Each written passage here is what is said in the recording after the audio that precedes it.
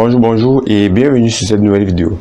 Aujourd'hui, nous allons parler du dimensionnement d'une poutre au cisaillement. On commence par la définition. Une poutre est sollicitée au cisaillement lorsqu'elle est soumise à deux forces opposées et perpendiculaires à la ligne moyenne, encore appelée fibre neutre. Alors, on passe à l'effort tranchant. C'est quoi l'effort tranchant? L'effort tranchant est tout effort dont le support est perpendiculaire à la ligne moyenne. Nous illustrons ceci avec ce petit exemple. Nous avons là une poutre qui est en train d'être cisaillée. Nous avons ici une action mécanique F1 et là une action mécanique F2. Ici nous avons la ligne moyenne. Bon, ici nous constatons que quoi? Les actions mécaniques F1 et F2 sont comment? Perpendiculaires à la ligne moyenne. Cela veut tout simplement dire que F1 et F2 sont des efforts tranchants à cette poutre. Alors, on passe à la contrainte tangentielle appelée tau. Contrainte tangentielle. En cisaillement, la contrainte tangentielle, notée tau, est donnée par la formule suivante. La contrainte tangentielle tau est égale à l'effort tranchant divisé par le nombre de sections cisaillées multiplié par l'aire de la section cisaillée. Tau ici représente la contrainte tangentielle en newton par millimètre carré. T représente l'effort tranchant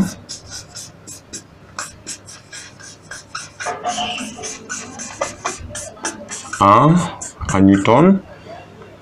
Petit n représente le nombre de sections cisaillées. Le nombre de sections cisaillées. Et grand S représente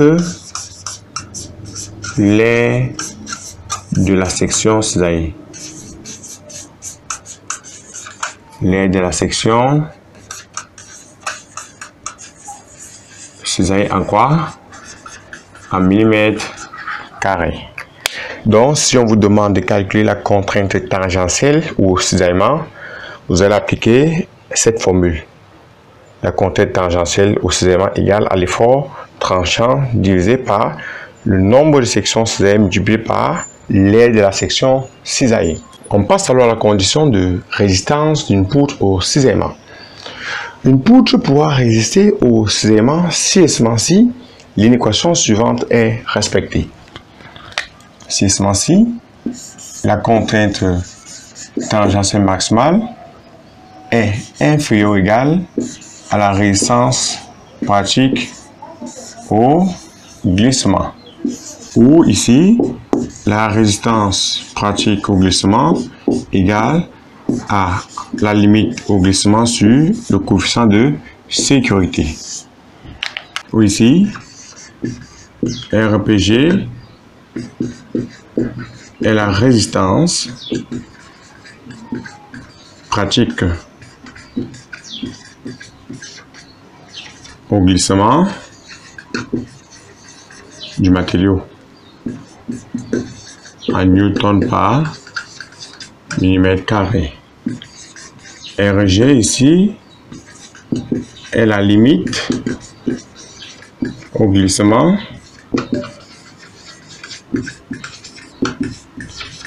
du matériau en newton par millimètre carré. S ici est le coefficient de sécurité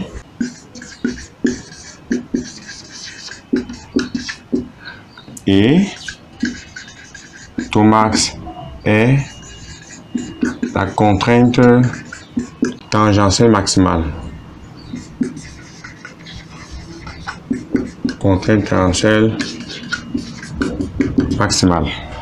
Une fois ces notions assimilées, nous pouvons passer à quelques exemples. Alors, exemple 1, on dit ceci. Les tirants 1 et 2 sont assemblés par l'intermédiaire d'une goupille 3. Le montage est soumis à un effort de traction F. Nous avons ici les tirants 1 et 2 assemblés grâce à une goupille 3 que voici. Nous avons ici une goupille cylindrique de diamètre D. Alors, ces deux forces F auront tendance à faire subir à cette goupille un cisaillement. Alors, on nous demande de repérer et calculer les surfaces de section cisaillée de la goupille 3. Puis, deuxièmement, on nous demande de calculer la contrainte de cisaillement dans la goupille. Passons à la résolution. Ces deux actions mécaniques F font subir à cette goupille un cisaillement. Et ici, nous avons deux sections cisaillées, puisque nous aurons là la première section cisaillée et ici la deuxième section cisaillée. Bon, en fait, nous avons ici les zones à risque. Les zones à risque susceptibles d'être cisaillées. Donc, dans ce cas, nous avons petit n, qui est le nombre de sections cisaillées, égal à 2. Maintenant, on demande de calculer la surface des sections cisaillées. Étant donné que cette goupille est cylindrique, la surface ou sa section S sera égale à quoi? À pi d carré sur 4. En application numérique, ça sera égal à quoi? À 3,14 fois le diamètre de cette goupille, qui est 10 au carré, divisé par combien? Divisé par 4. Qu'est-ce que nous obtenons? On obtient S égale 78,5 mm². Maintenant, nous allons calculer la contrainte de cisaillement dans cette goupille. Alors, nous allons utiliser cette fameuse formule. La contrainte de cisaillement serait à quoi? À l'effort tranchant sur le nombre de sections cisaillées multiplié par l'aire de la section cisaillée.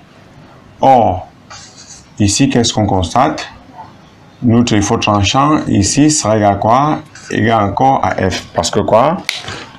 F, l'action mécanique F est perpendiculaire à la ligne moyenne de notre goupille. Donc, cette action mécanique F ici est un effort tranchant à la goupille. Cela veut dire que notre contrainte tangentielle sera égale à quoi? À notre effort tranchant divisé par NS. On passe à l'application numérique. Notre contrainte de cisaillement sera égale à quoi? F. F c'est combien? 50 000 sur N fois grand S. N, petit n, nombre de sections cisaillées 2 fois la section de la goupille qui est 78,5. Alors, ceci nous donne combien? 318,47 newton par millimètre carré.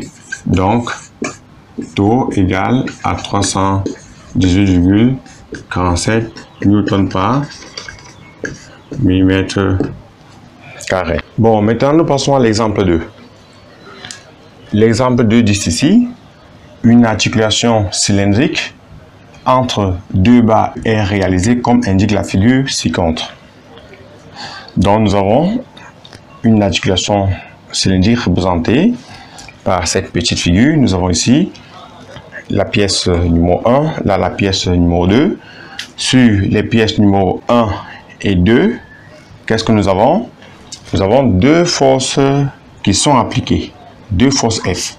La force F tire sur la pièce 2 vers le bas et la force F tire sur la pièce numéro 1 vers le haut. Dans ce cas, l'axe 3 est sollicité au cisaillement simple. Et la section cisaillée, la voici. La section à risque. Alors, On donne la limite au glissement du matériau de l'axe qui est RG, 100 N par mm² et le coefficient de sécurité adopté est petit s égale à 2. On nous demande de calculer le diamètre de l'axe 3. Donc, il nous faut calculer le diamètre de cet axe pour que cela puisse résister à ce cisaillement. Je tiens à rappeler qu'ici, nous avons les modules des actions mécaniques F sont 5000 N. Voilà, nous passons à la résolution.